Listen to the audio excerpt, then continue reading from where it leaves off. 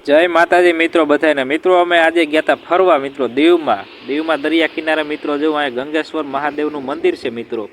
તેમ કહેવાય કે અહીંયા 5 શિવલિંગો આવેલ છે મિત્રો અને દરિયાથી તેનો અભિષેક થાય છે રોજ તો મિત્રો પબ્લિક તમે જુઓ દુનિયાનું પબ્લિક અહીંયા આવેલ છે તો આપણે તો પબ્લિક હતું એટલે દર્શન કરવા નથી ગયા આપણે સેટે ઊભીને મહાદેવના દર્શન કરી લીધા મિત્રો કોણ ત્યાં જે ગયા હોય તો કોમેન્ટ કરી દેજો અને મિત્રો જુઓ તમે દરિયો ખૂંખવાટા મારે અને અહીંનો આખો નજારો જુઓ તમને આખો બતાવું